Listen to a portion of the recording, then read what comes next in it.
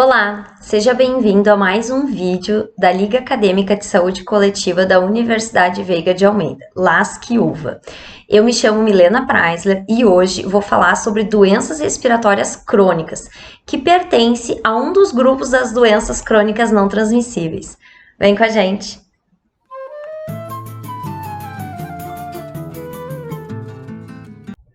Hoje nós vamos falar sobre doenças crônicas não transmissíveis, focando nas doenças respiratórias crônicas. Esse mapa mental aqui vai nos auxiliar para que a gente construa o conhecimento sobre doença respiratória crônica. Então, a gente vai explicar sobre o que é doença crônica não transmissível.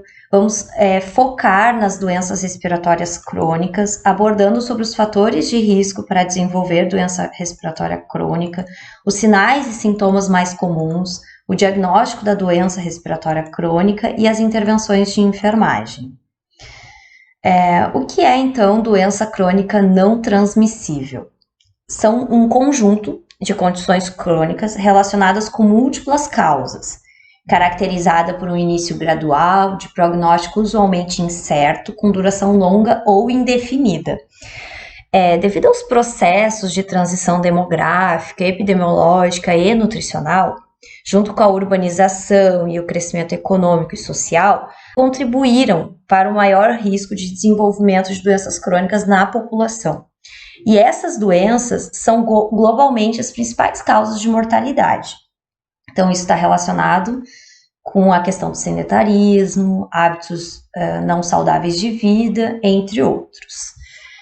As doenças crônicas não transmissíveis, elas são divididas em 4 principais grupos de doenças, que são as neoplasias e o câncer, né?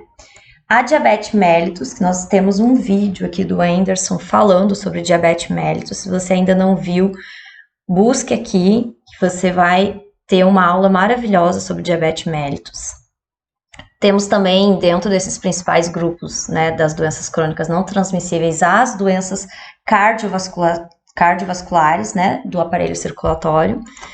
E hoje, sobre as que nós vamos focar mais, que são as doenças respiratórias crônicas.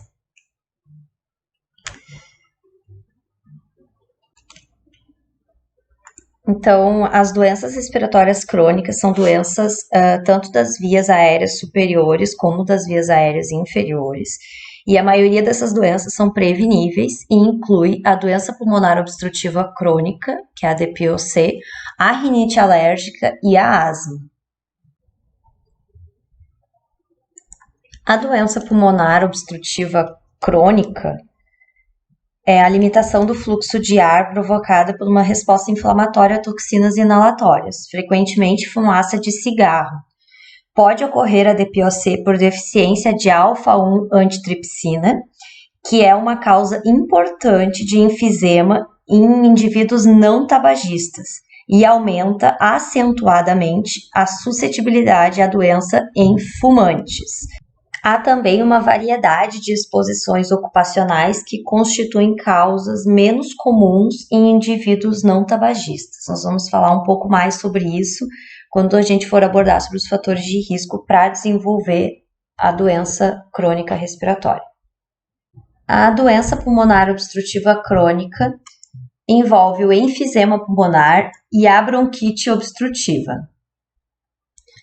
O enfisema pulmonar é a destruição do parênquima pulmonar, acarretando a perda da retração elástica dos septos alveolares e da tração das vias aéreas respiratórias, o que aumenta a tendência ao colapso. Então, geralmente é sucedido por hiperinsuflação pulmonar e limitação do fluxo aéreo e aprisionamento de ar. Já a bronquite obstrutiva crônica é a obstrução das vias respiratórias, né? Então, ela é definida com tosse produtiva na maioria dos dias da semana, com duração total de pelo menos 3 meses a 2 anos consecutivos. A bronquite crônica, ela torna-se bronquite obstrutiva crônica se houver o desenvolvimento de evidências espirométricas de obstrução das vias aéreas. Então, a bronquite asmática crônica é a condição sobreposta semelhante, que é caracterizada pela tosse produtiva crônica, sibilo e obstrução parcial, mas que é reversível das vias respiratórias em pessoas tabagistas com história de asma.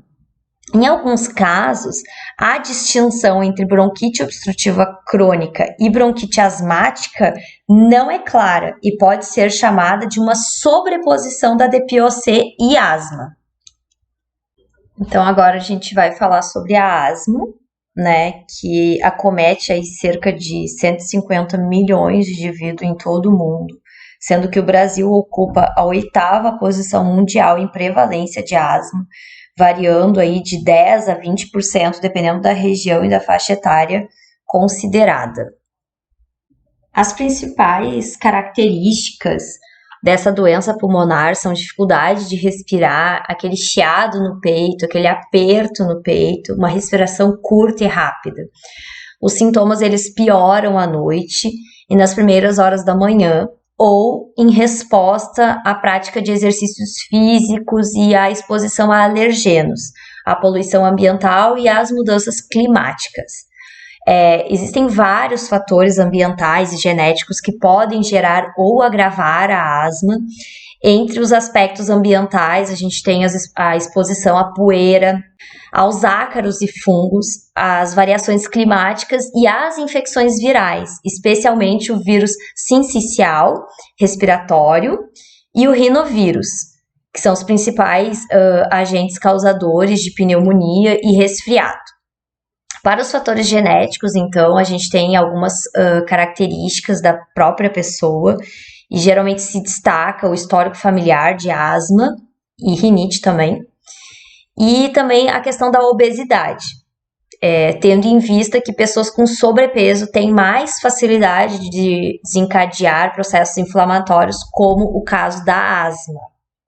A rinite alérgica ela pode ser considerada doença de maior prevalência entre as doenças respiratórias crônicas e é um problema global de saúde pública que acomete cerca de 20 a 25% da população em geral. Sabe-se que asma e rinite estão frequentemente associadas e estudos recentes comprovam que o adequado manejo da rinite favorece o controle da asma. Os sintomas mais comuns são corrimento nasal, obstrução ou prurido nasal e muitos espirros, um atrás do outro, geralmente, né? As pessoas também relatam sintomas oculares como coceira, vermelhidão e lacrimejamento. Esses sintomas, nos casos crônicos, eles podem ocorrer também a perda do paladar e olfato. Os indivíduos que possuem rinite alérgica, então, devem ter cuidado com a questão da limpeza do ambiente, para evitar ácaros, poeiras, fungos, né? Evitar também plantas que possuem floração devido ao pólen, que pode causar irritação. Deve evitar perfumes muito fortes, né? E fumaça de cigarro. Fatores de risco para desenvolver doença respiratória crônica, então tem relação com tabagismo, poluição ambiental, alergenos, agentes ocupacionais, algumas doenças como esquistossomose e doença falciforme. Também pode ser citado como fatores preveníveis para a doença respiratória crônica. Além disso, tem as questões genéticas, que já falamos, e algumas doenças que causam cicatrizes nas vias aéreas, como o caso da pneumonia, da bronquiolite e da tuberculose. Sinais e sintomas mais comuns: sibilância, tosse, hemoptíase, dor torácica, taquipneia e dispneia, hipertensão pulmonar, expectoração e cianose. Então, quanto ao diagnóstico da doença respiratória crônica, é muito importante uma anamnese bem completa, acompanhada do exame físico, né?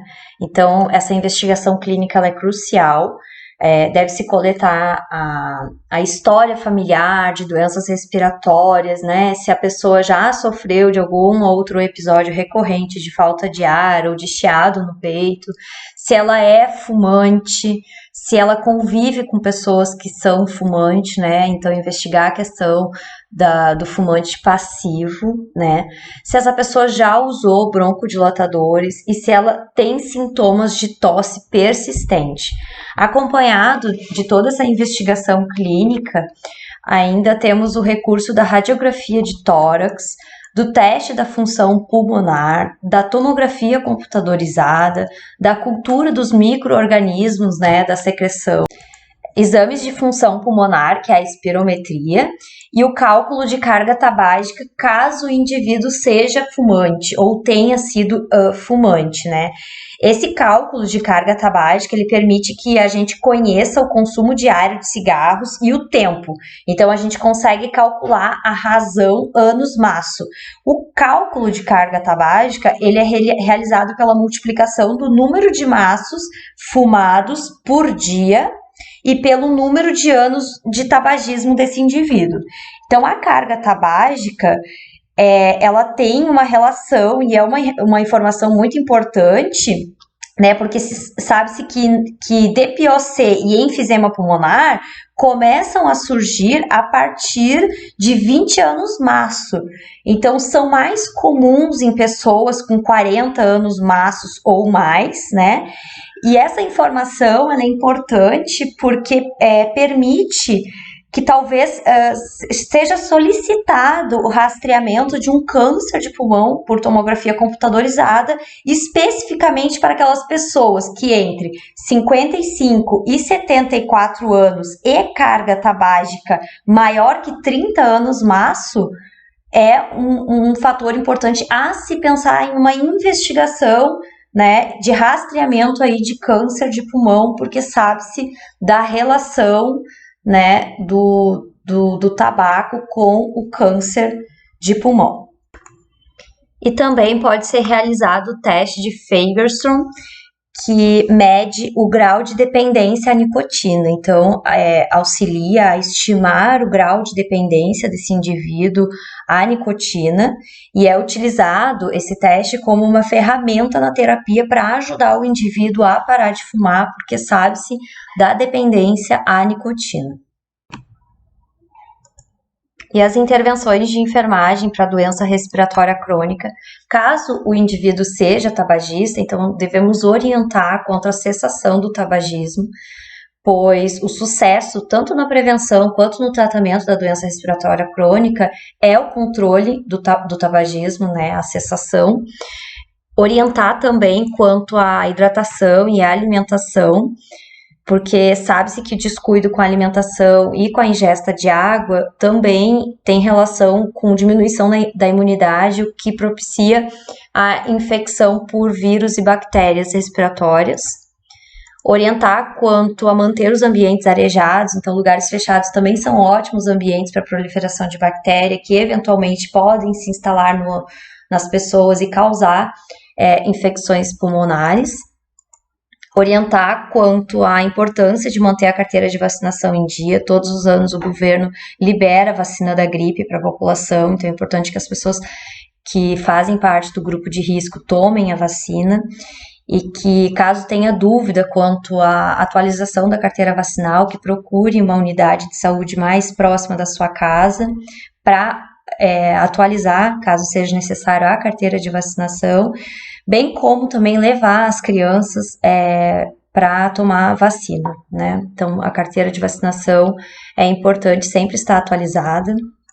Orientar quanto ao uso correto das medicações, caso essa pessoa faça, né, a utilização de inalatórios, né, de medicações inalatórias, que ela saiba a distinção entre os medicamentos de manutenção, como os corticoides intranasais, por exemplo, e as medicações de alívio, como os antihistamínicos, né? Um exemplo. Orientar também quanto à perda de peso, quando indicado, e a prevenção do sobrepeso e da obesidade. orientar quanto à importância, né, e estimular a atividade física. E é isso, gente. Esse aqui é o nosso mapa mental completo. Se você gostou desse vídeo, deixe seu like e não esqueça de nos seguir nas nossas redes sociais. Obrigada!